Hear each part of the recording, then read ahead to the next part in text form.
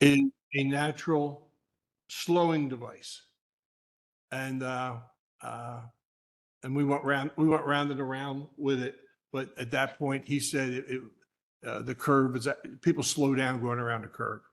But that was a few years ago, but I don't know whether we should ask again. I think you're referring to the people going the wrong way. That was, You can't- No, there was, I mean, that's another thing. So that, the parking lot, the handicap spots in the parking lot or lack thereof. Right, so I don't know that we need RBE to look into that. I think we just need to look at what ADA compliant, I don't know what to do there, but signage coming out of that parking lot needs to be addressed to limit the wrong way people. But there is the pedestrian issue as well, which I walk at that corner all the time and it's sketchy. It's like Sanford across mid-block. Yeah, yeah, what I was hoping that they would do is put a solar arrow, a yellow arrow as you're coming up the street, and then it would blink so people would see that there's a curve there. But the police didn't think it was necessary. But maybe we could reach out and do some, ask again for a study there, I guess. I can certainly work with the borough staff and review that intersection for you. I did want to mention that anything that's blinking falls under basically a traffic signal, so you would need to get a permit from PennDOT. So those like blinking stop signs you see, anything like that, you would need to engage PennDOT.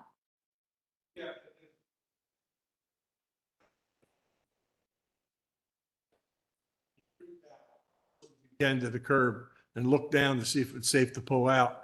And Okay. unfortunately, we don't look up again because we see it's free, and there could be somebody standing right in that crosswalk.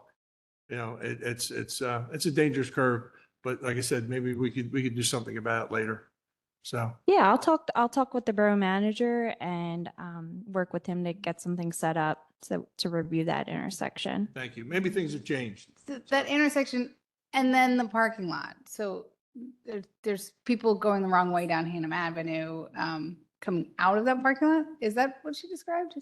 I mean, I'm sure there are people going the wrong way down Hannum Avenue. I don't know where they're coming from. So I don't know if we need more. I just think some eyes on that might be good. Definitely handicap. We need handicap. I don't know that we need your input on that, but the fact that there's none, I don't park there, so I didn't realize that. But that's pretty bad. relative to the handicap parking, I mean, it's on a pretty steep slope. Okay. So, I mean, don't you have to have an accessible route from a parking space to somewhere That's correct. accessible also? That's correct. You typically need an Yeah. accessible route. I don't even know if we could achieve that at that. You can have an accessible route to the cake shop. Or down the hill. Thank you, Kelly. Thank you. Appreciate, public comment. Just a suggestion, Lisa Kearns, West Biddle Street. Just a suggestion when you're looking at that intersection, the intersection the residents and I have raised is, I'm also suggesting you also add New and Chestnut, which is the next block. So maybe you look at that one, the one at Hannum, along with the parking lot kind of all together while you're there. Intersection is bizarre and it spans blocks. Yeah, exactly. I don't know. And you've got the St. Agnes Church coming and going and people crossing and walking. So St. Agnes can just put like a bridge there. I think they could do it. a couple The bridges. the bridge they built go to heaven. Oh, So, sorry. Thank you, Kelly. Appreciate it. Mr. Metric, who's up next? We only have one engineer speaking? Okay, great. Public Works, please. Mr. Edwards.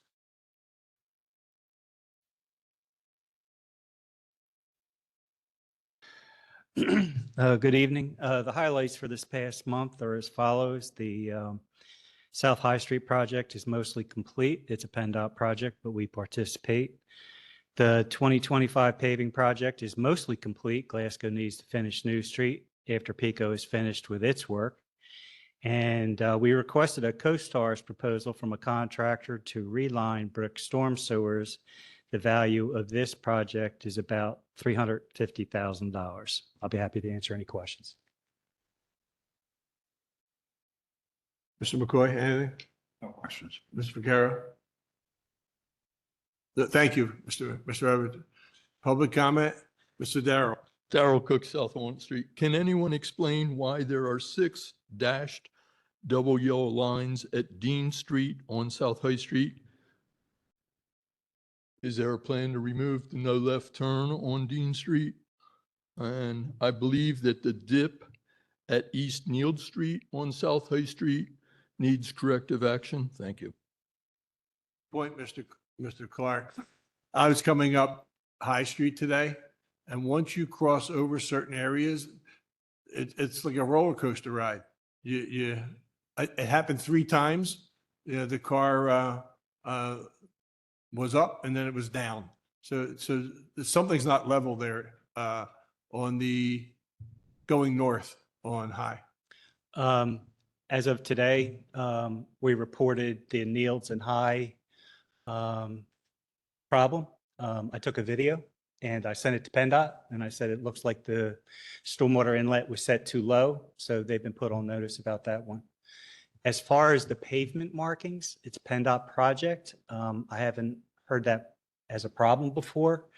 But I don't think they're going to change anything as far as I know, as far as the pavement markings that he's talking about, the dash or the double lines or whatever. It may be a turning lane that they just put marks there. They haven't gotten back to it since the light's not working yet, right? Right. And I guess as an update, I think tomorrow they're probably going to have the Sharpwood Street light cycling normally. Okay, great. Yep. Thank you. Right. Ms. Kearns. Just a quick question about item 3. It's 390 of the leads. Are they going to pave the roads after that? Because they are tearing up some streets. Every house. Okay, so for the 390 lead services, they're not finished. We talked about it this morning at our staff meeting. They are going to restore the roads. They're going to like saw cut the road and then, restore it so that it looks nice. Right. They've started. Right. Well, yeah, my opinion is that it never looks as nice as a road that doesn't have those patches. But it also has dips or humps.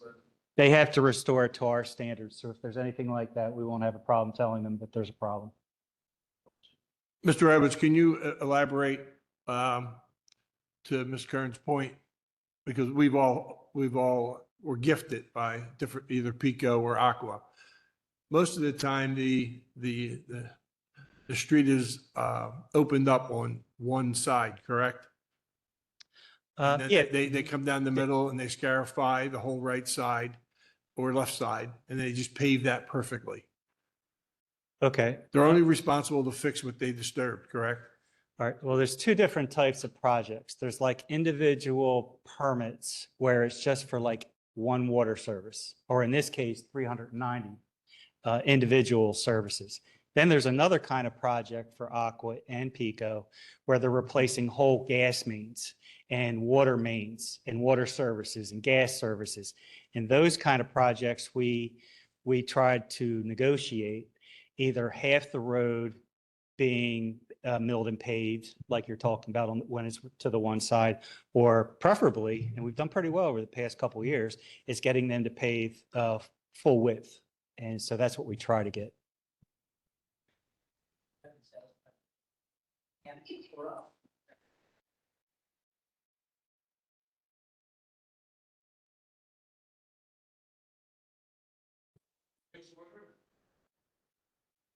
Mr. Mitchell, thank you.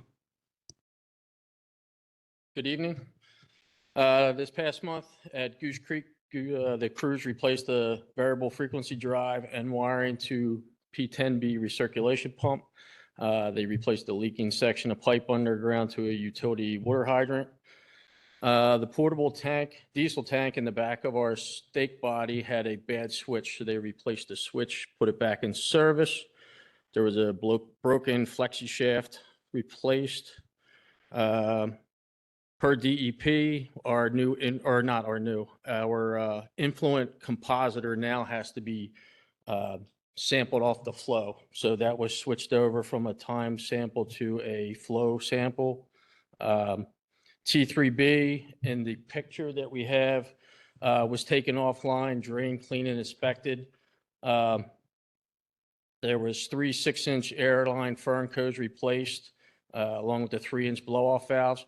56 diffusers were reattached with replacement gaskets and nylon bolts.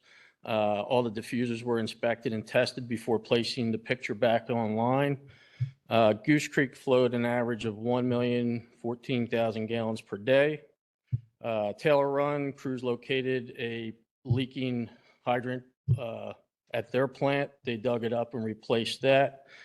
A motor and a fan needed to be replaced in the chlorine alarm system. They drop cleaned and inspected their aeration tanks before the next batch of storms show up to remove any of the road gravel and rocks.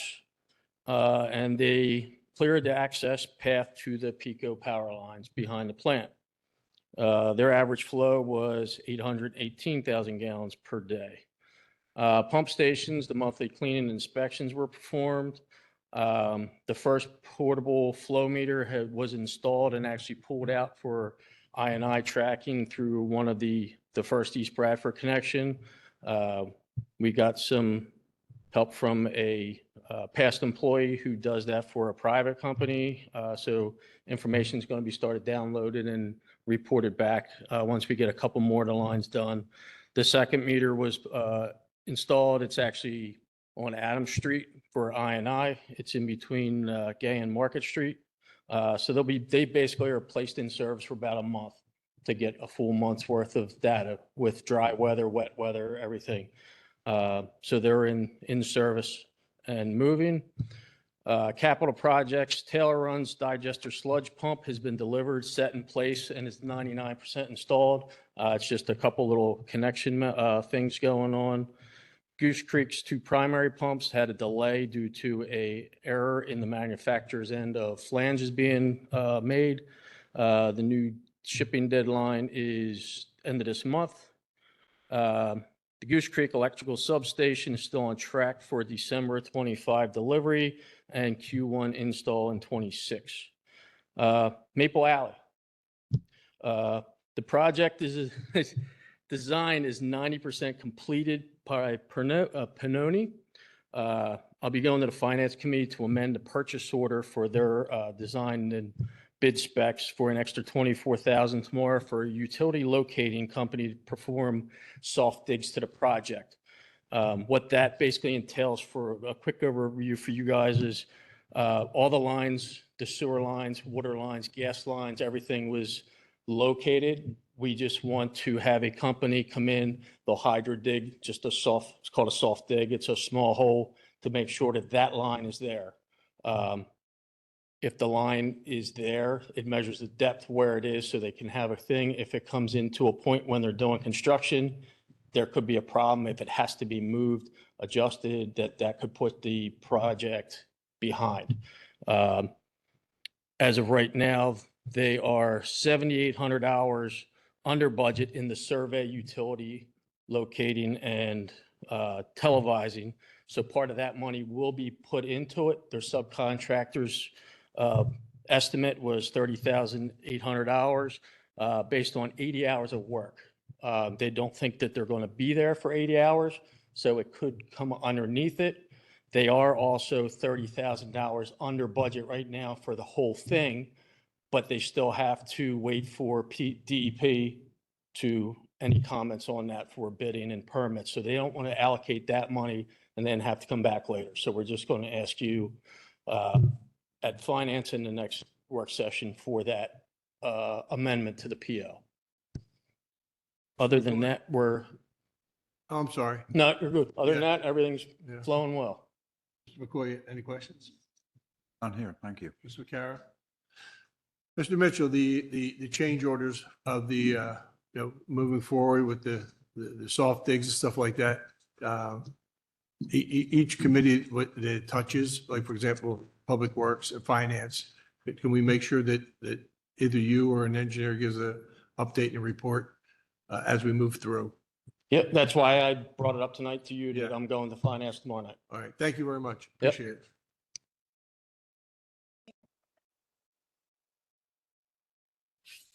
Parks and Recreation, someone want to take that? Yep. I'm here. Hi, Keith. How you doing, Public Works Committee? I apologize that I couldn't be there in person, but I had some family issues that I had to take care of. With that being said, the first thing I want to say that Hoops Park Racket Center is officially done and complete. All the small punch list items that we had to take care of have been rectified. We had a nice grand opening ribbon cutting ceremony a few weeks ago. I don't know if anyone there saw the daily local paper and saw me in my All-American tennis gear leading the charge, but I know the mayor was in attendance. We had representatives from Carolyn Committa's office and also DCNR there to help us with the ribbon cutting. It was a nice ceremony. It's just really nice to see those courts open for play. And we're getting significant requests for USTA leagues and pickleball organizations to come in and use the facilities, which is kind of what we want. With that also, I wanted to say on another project we are working on, hopefully next month, we will have the yes or no from the People Parks and Community Foundation regarding the grant we put in for the water play features at John O. Green Park. Again, that was a $30,000 grant that we applied for that has no match. We are working on the project kind of twofold. One, if we receive the grant, and two, if we do not receive the grant. Again, that will happen this year, just depending on the grant funding, depends on the scope of work. I also wanted to give a big shout out to our Public Works Department. If you can see the report I submitted, there is a picture of some playground bordering that is around the zip line at Everhart Park. It's something we've wanted to take care of for a little while, and we had some time to get it taken care of. And I want to say thanks to Public Works for getting this taken care of. Hopefully, this will help with some of the erosion or some of the runoff that takes place from the hill to the left of the zip line, washing down into the zip line area and washing out our wood chips. So thank you to them. And then just to kind of touch on something from earlier in the other meetings I was listening to, there are 3 events that I'm aware of that take place on Sundays: the Restaurant Festival, this year the Halloween Parade, and the Chili Cook-Off. And that, just want to touch base with you, we're a little over a month out to the 44th annual Chester County Restaurant Festival in downtown Westchester. That event will take place from 12 until 5:30, as it normally does. I know there was discussions earlier, I believe, in both ACT and the parking committees regarding certain parking situations and events and whatnot. That is one event where I really can't move around the times. I know we had discussed in other meetings about me working with the timing of the newly changed Halloween parade to a Sunday. We haven't started taking registrations for that. I kind of wanted to wait on where things kind of landed in the other committees before I set an official start time and how we'll set up and organize that parade. So if those things are worked out or worked through here shortly, we can start taking registrations for the Halloween parade. Any other questions or any comments from the report itself or in general? Kara? I actually have a question about John O. Green Park. Okay. What is this plan for the substrate there? And is it going to wear any better than the current substrate? Or do we have something in place to make sure that is regularly maintained? Yes and yes. First of all, the poured in place rubber, that is the fall zone for the current water play feature area, in my opinion, should have never been put there. It is the safest fall zone you can have for a playground, but not a playground that has running water on it 10 hours a day for 5 months out of the year. That was installed 25 years ago and quite honestly has never never really worked. We fully replaced the fall zone. I want to say it was 2014 or 2015, maybe a shade later. And it was like $105,000. What is going to go in there is a brushed concrete. That brushed concrete, you'll see at a lot of different amusement parks, other water parks in different municipalities. Obviously, much more durable and much easier cleaned and maintained. The PIP, the poured in place rubber, only has to be used in a play element or around play elements that are elevated. I think it's more than 18 inches off the ground. We don't have anything that's elevated above 18 inches above the ground in the water play area. So it'll still be the poured in place rubber around, say, the swings or other play structures that we plan to put into place at that park, but not at the water play area. Did that answer your question? Yes, thank you. Can I also ask, what time does the restaurant festival start? 12 o'clock. Now the event itself is 12 to 5:30.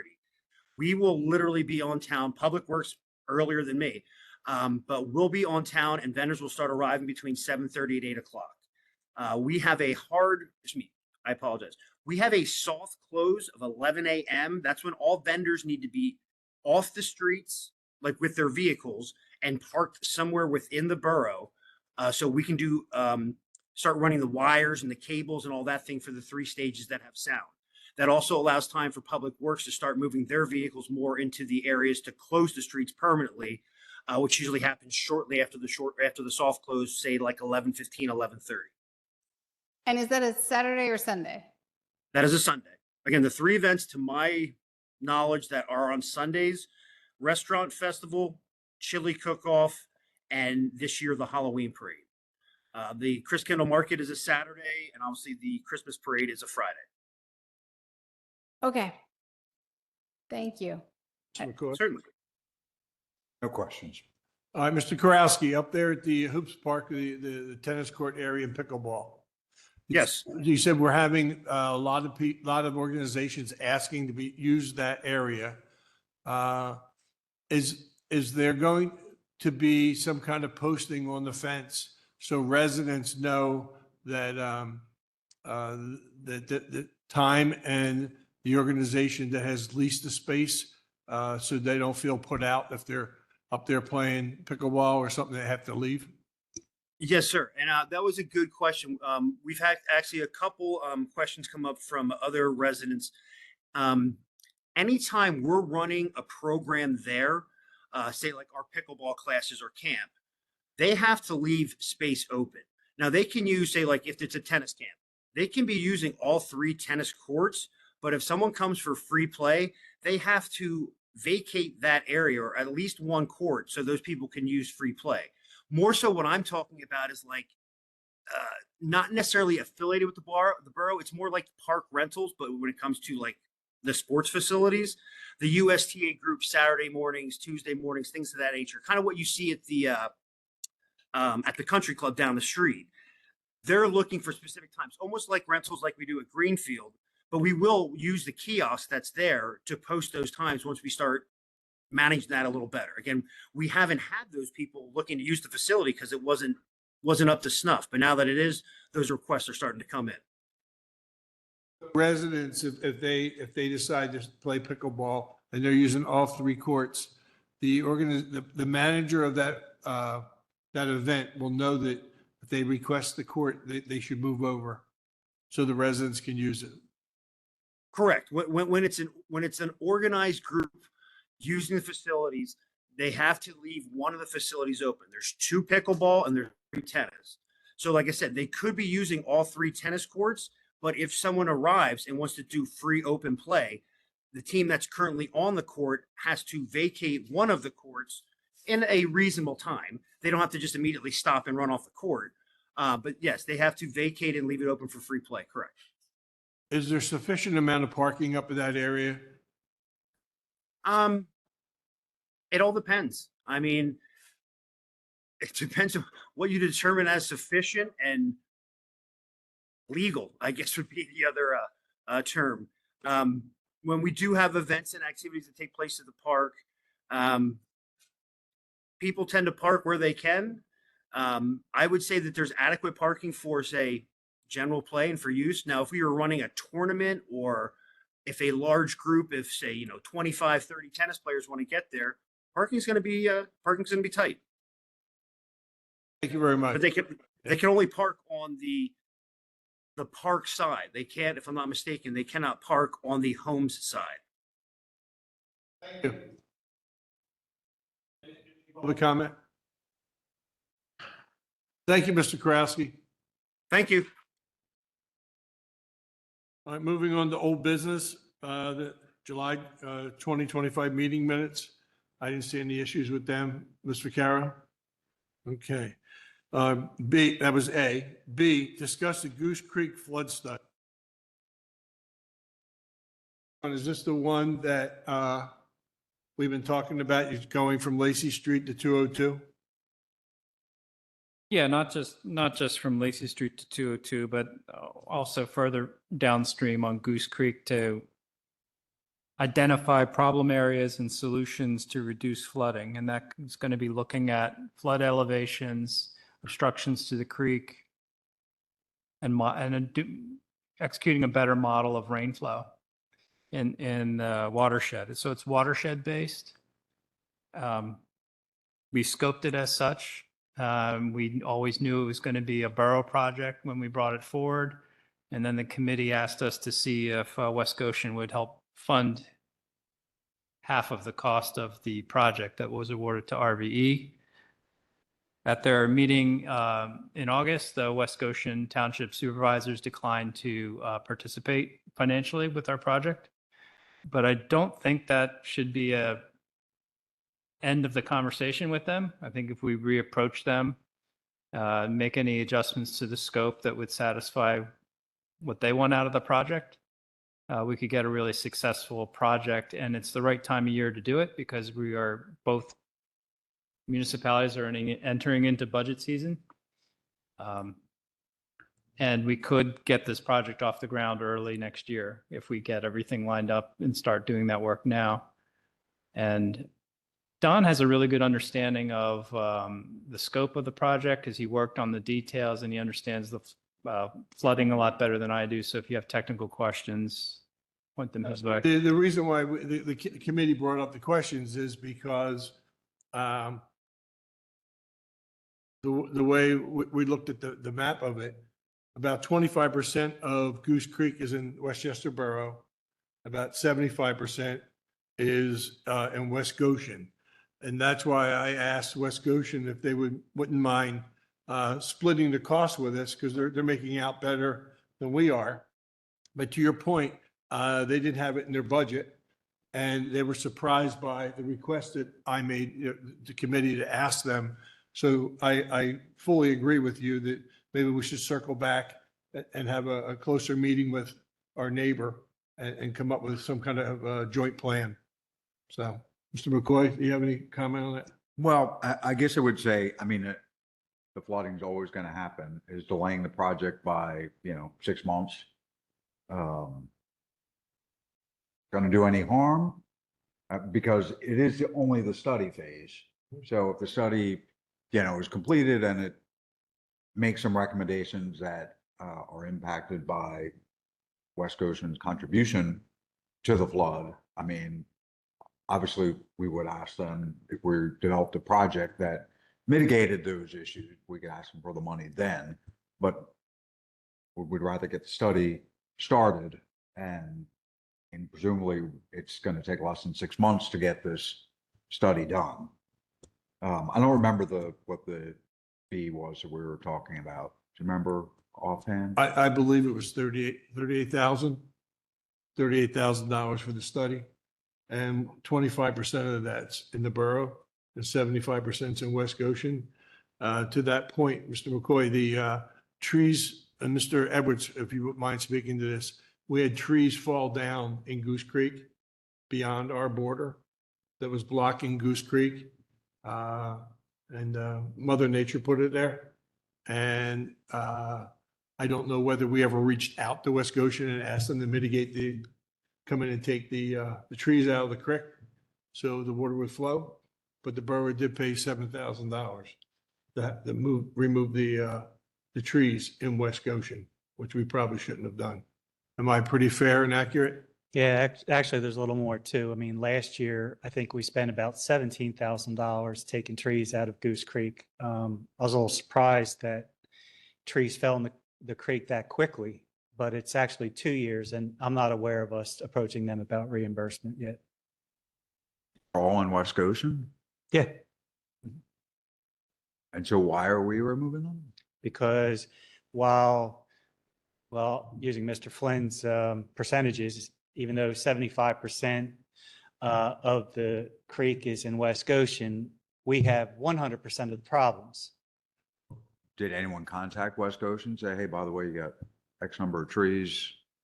Not yet. When Mr. Flynn mentioned it, I said something to Sean, and I don't think we've followed up on that yet. It actually, we discovered the trees were in Goose Creek and in West Goshen. We never approached West Goshen to say, get your trees out. Not yet. Mm-mm. No, we didn't. No. Mm-mm. Is Sarah, yeah. Is there, so, I, as a homeowner, if my neighbor's tree falls on my house, not that it fell in the borough, but it's a similar scenario, there are systems that can help me. What are the systems in place? We're the ones suffering, and they don't care because it doesn't affect them. But they also don't know. So, and like, what's in place? What is law? Okay, so I called Kristen about 2 months ago, and I said, I'm going to give you a heads up because we might have an intermunicipal situation. And she kind of gave me her legal opinion, off the cuff. And all I wanted to do was just like, hey, heads up, might need to recuse yourself, whatever. But she said one thing, which is, she views this as not a municipal issue, but a property issue. Okay. Now she can speak for herself. I may have totally got that wrong, but as far as systems, I don't know that there are systems. The picture that I want to paint for you is what it looks like in West Goshen Township, where the creek goes through there. That thing looks like it's never been tamed, developed, whatever.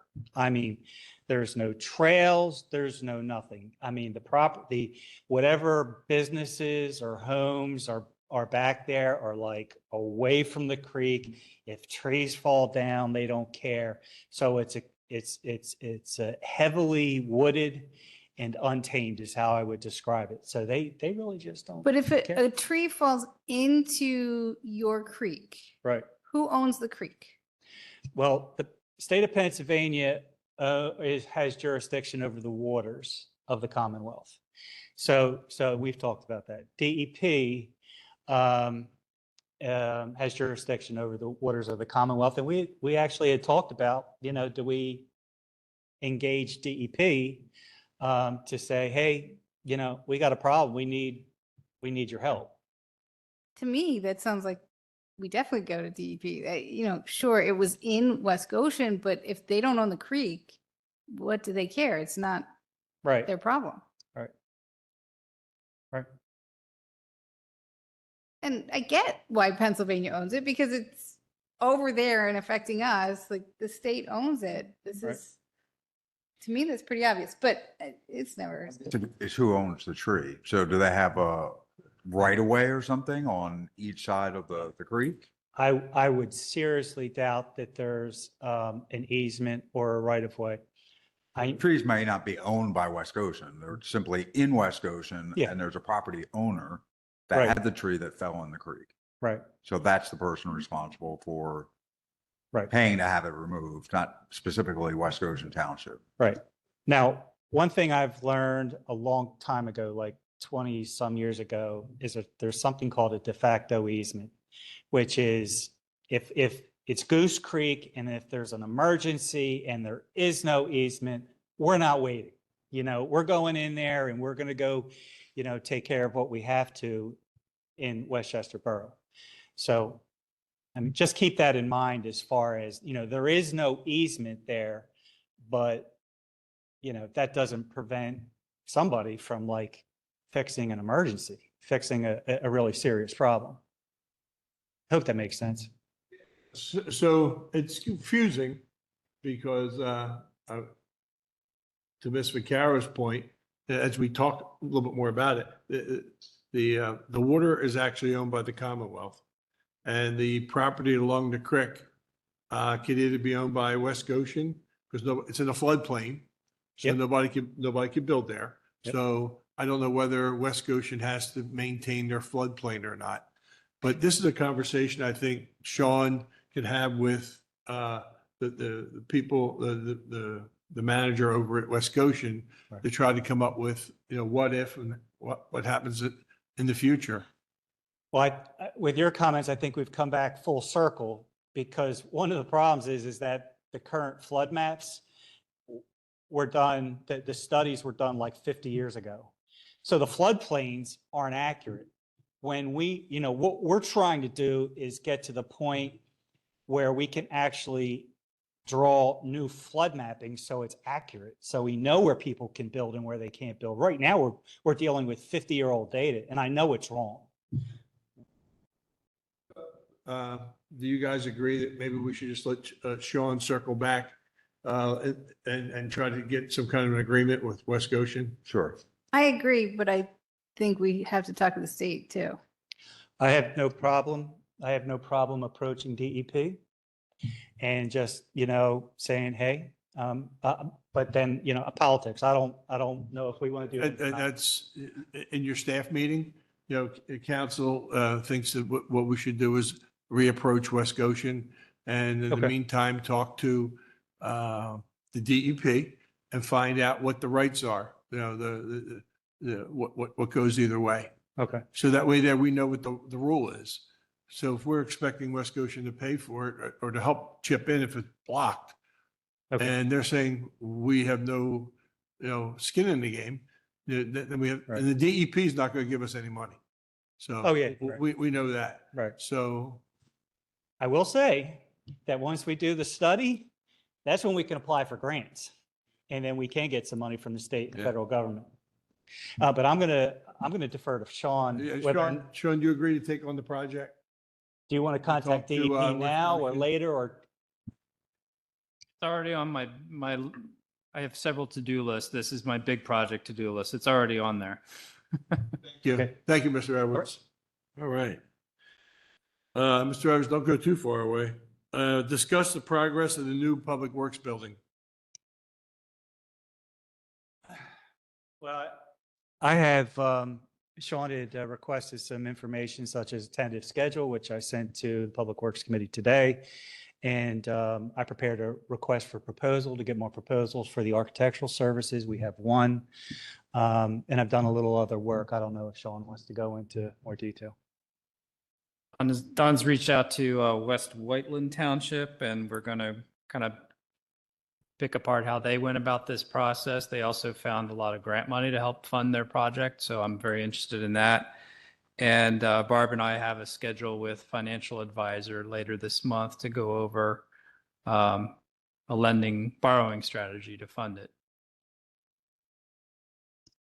Something that we consolidate old debt and try to blend it together, or is that just? I would be shocked if the financial advisor came back and said, you could do better than the fixed rates you locked in 10 years ago in today's lending environment. But I'll ask. All right, thank you. Thank you very much. All right, any questions, Mr. McCoy? No, it's not. Mr. Kara? Thank you, Mr. Edwards. D, discuss the project, planning, design, construction process of the Public Works Garden. That's the one down the one down on Matlack Street and Lacey down that way. We're going to I'm going to ask you guys to table this situation because we have things going on, more facts that we're trying to get on the project and push it off till September. I'm fine with that. Okay? That's tabled. And just so you know too, we're going to be revamping the way we report out to council about capital projects. I've talked with our engineering team so far, our department heads. We have a capital project list that has 69 items on it right now. And a large part of those capital items are, in fact, Sean Mitchell, he's still in the room. He's got a lot of things that are, can be purchased, installed, and completed. It's really a smaller subsection of that capital program that are really more complex, where we're bidding, where we're going through discovery as we're constructing, where things can happen on the way from beginning to end, where projects take 90 to 120 days to complete. So the universe of things that we're going to report on out to you in greater detail are going to be very limited to these projects. Projects coming up that fit that bill are going to be the Gay Street Marketplace, the Taylor Run Stream Bank Restoration Project, which should get underway this year,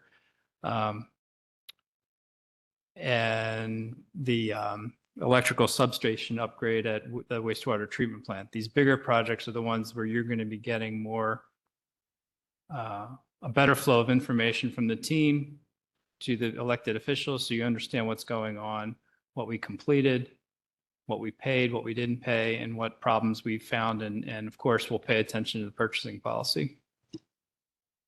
Very much. Maple Alley should be on there as well. That's one of the bigger ones. Any public comment? Please come on up. Come on up and tell us who you are and where you're from and why you've been sitting there so patiently. Yes, Andy Potts, 225 Mechanic Street in the borough. Well, I came basically to hear about this issue, and, you know, obviously you're going to table, but I just wonder if you could just provide a quick summary of why it's even on the agenda, what needs to be discussed, what's the driver for this agenda item on the rain gardens? There are some issues with billing and some issues with change orders and some issues with some engineering. So we don't have all the facts. Okay. We only have part of the facts. And the project is pretty much done. The paving's done, the rain gardens are in. Hopefully the seeds will start germinating and, you know, the college kids don't think it's a beer pong game and start filling those things with beer cans. But that's the reason. Possible. There's Okay. there's issues that we're working out in administration. All right. Thank you. Thank you. Thank you for sitting patiently back there. The new business, motion to approve recommendation for tree commission for Rockwell Associates as the borough's new consulting arborist starting January 2026. Mr. I'd like to kick this off, but this is just going to be really quick before I would like to ask Chip Horn to come up here and represent the tree commission. But our previous arborist, his company is no longer. And the tree commission is interested in hiring a new arborist. And with that, I'd like to turn it over to Chip, if I may. Thank you very much. Chip's coming up. I've met privately with Chip to find out what happened to what Mr. Dunn, where he went. He's working for an arboretum in the city and he's full-time there. And the tree commission found this fella from Media or Ridley Township. Ridley Township. And he had in his proposal 3 or 4 items that didn't sit well with me. Like, for example, charging travel. We don't pay anybody travel time. And 48-hour notification if we need help. And he's agreed either immediate or 24 hours. So that some of the things that he had in his contract, he's reneged on and removed it. I should not renege, but removed it from his contract. So Mr. Horn. Okay, just, yeah, so we are recommending that Rockwell Associates be appointed the borough arborist. Mike Dunn took a job with Morris Arboretum in March. Morris Arboretum is part of the University of Pennsylvania. And he took a job with existing responsibilities. Apparently Morris Arboretum told him, well, you can do the job plus take on your old business. And we thought that's not a good idea because we're going to get short change. So that's when we put the RFP out. Mike had been working for us through, I guess, June. And really from March to June, just wasn't satisfactory. So we were very fortunate to get Rockwell Associates to bid. They are probably the best municipal arborists in the area. So I'm really excited about it. Questions? If you're excited, I'm thrilled. Good, good. I'm down on Sharpless Street. We have all the trees and we need support and thank you. Yeah, I think it's going to be good. Okay. So the RFP went through Public Works, they put it out? Yes, And yeah. reviewed and, okay. So there were two candidates, Mike and Rockwell Associates, yeah. The financial side of it, I believe Mr. Dunn's price was like $10 less an hour than Rockwell. But Mr. Dunn can't participate because he already has a primary job. And these people here, his name's not Rockwell. I can't think of what his name is. John Hosbeck. Say it again? John Hosbeck. Yeah, John Hosbeck. He comes highly recommended through the arborist community. So, thank you, Mr. Oren. Thank you.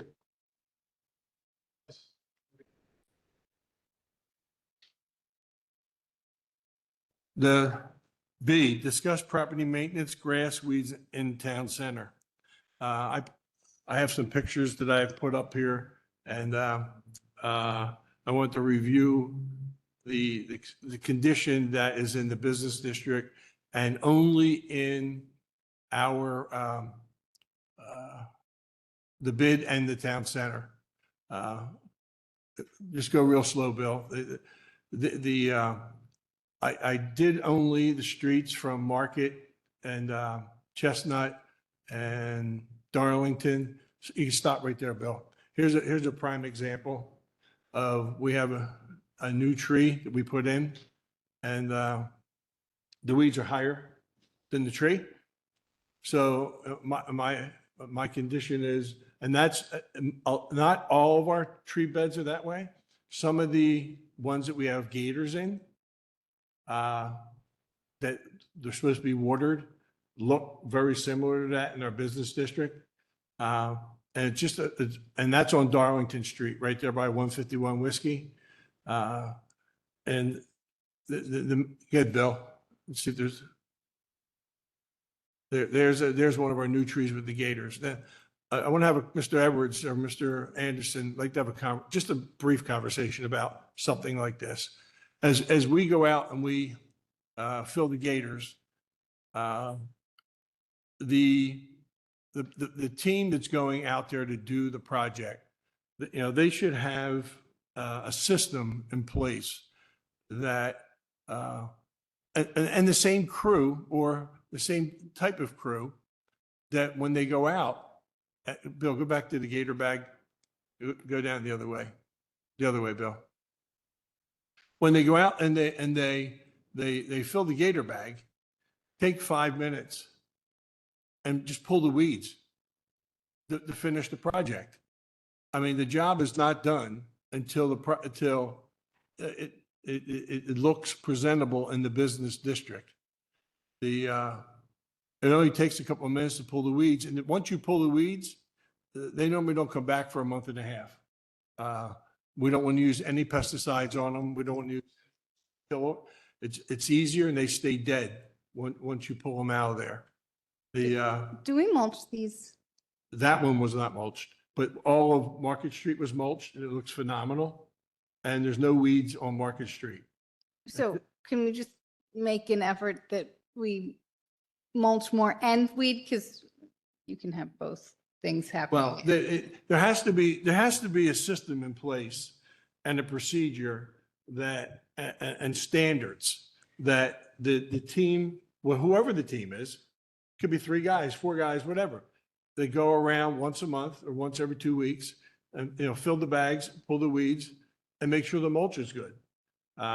Without a standard or a procedure, it looks like this all summer. I don't want to see mud pits either. No, that's why we need the mulch. So And we do get free mulch from Weaver. yeah, get And the mulch will reduce the weeds. We'll It won't help always we'll win. keep the weeds down. Yeah. Bill, go to one of the lamp posts.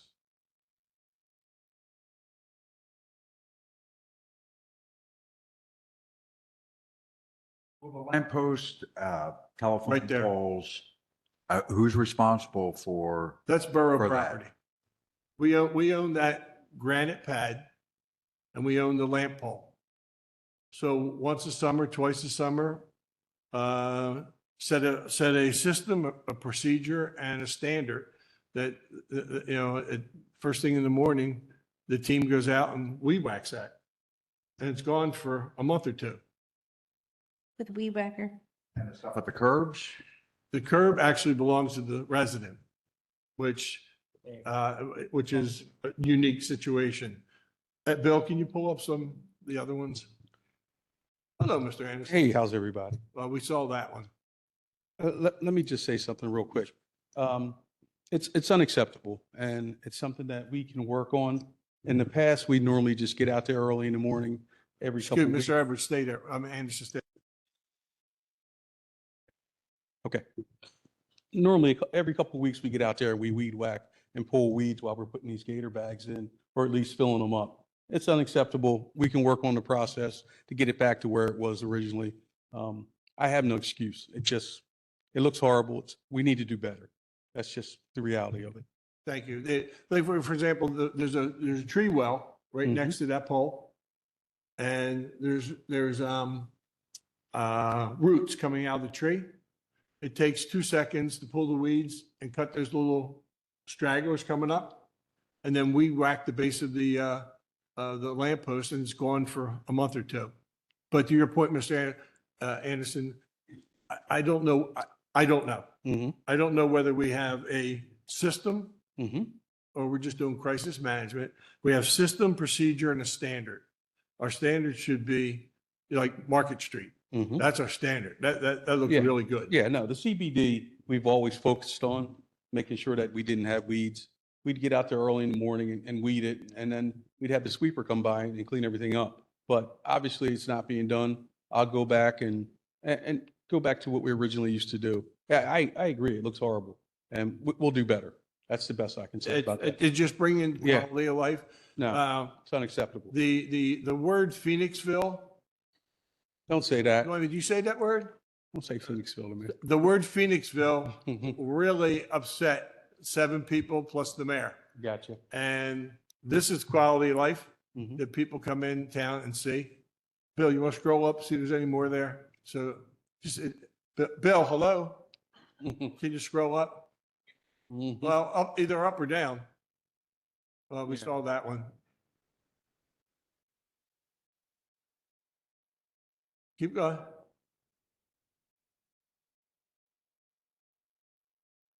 All right. Well, there's a good example. Stay there, Bill, for a minute. Now, according to our property maintenance ordinance, building and housing should be going during their drive arounds and issuing a citation to the residents of the landlords of this property to clean up the curb line and the sidewalk.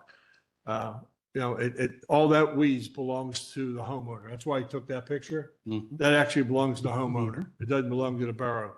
But around a telephone pole, I don't think it would hurt us to weed whack it out because it's quality of life.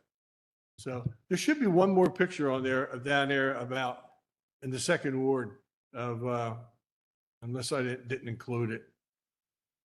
Keep going. Nope, nope, that one, no. Nope, keep going. Nope, keep going. Is that it, Bill? There it is. Boom.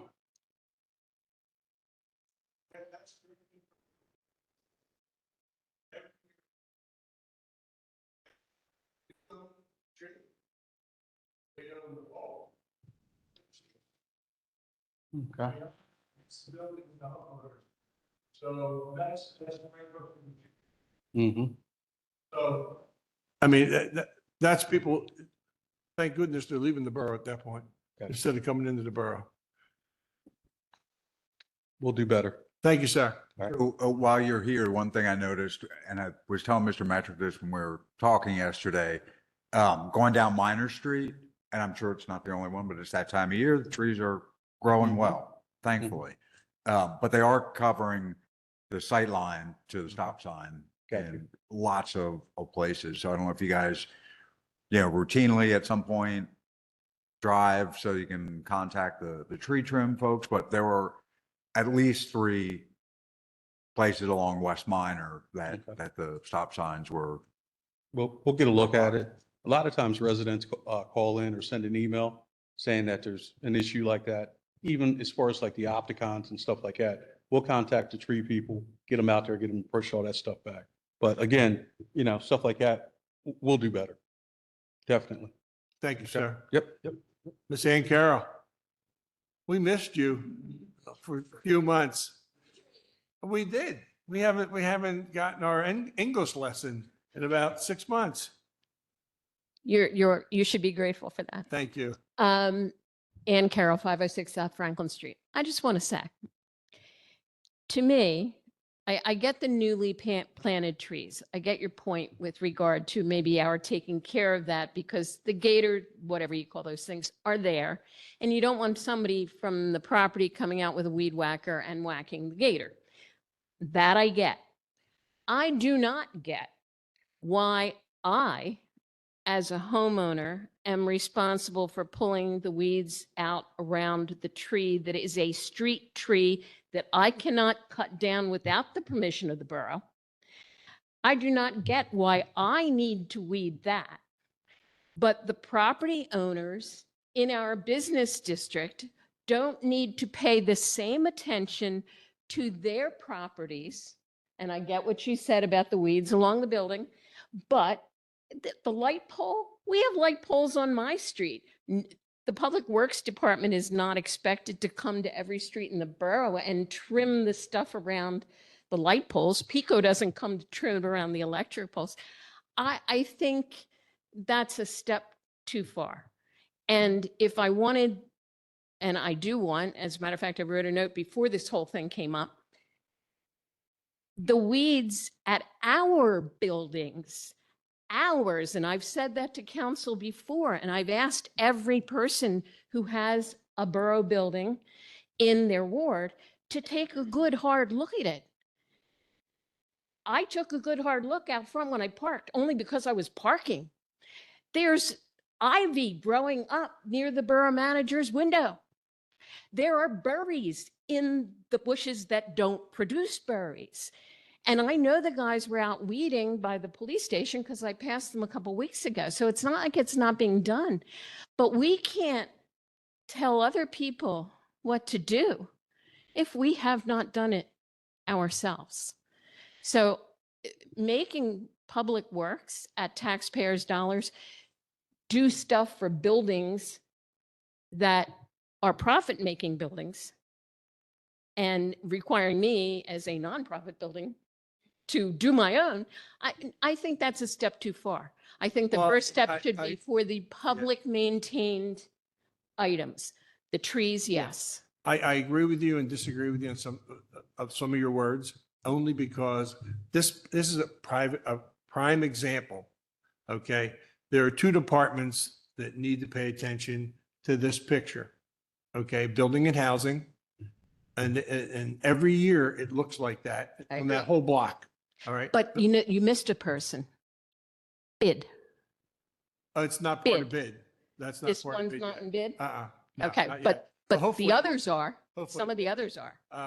We're working on that. But our lamp posts and our trees, as Mr. Anderson said, that's our house and we should take care of our house. So, Okay. thank you. Daryl, are you afraid to get up, huh, Daryl? Oh, she did it for you? Okay. All right. Let's see. Motion to appoint Hogan Tree Experts and interim arborist for the remainder of 2025. I thought I took that off there. That should be off there. That John Hosback, the Rockwell Associates, he's agreed to start mid September. And so we're fine with that. So please disregard that or whatever you got to do. No action, Dana. Just remove it. Thank you. Any other business? Mr. McCoy? Mr. Carroll? None. All right, we're adjourned at 8:34.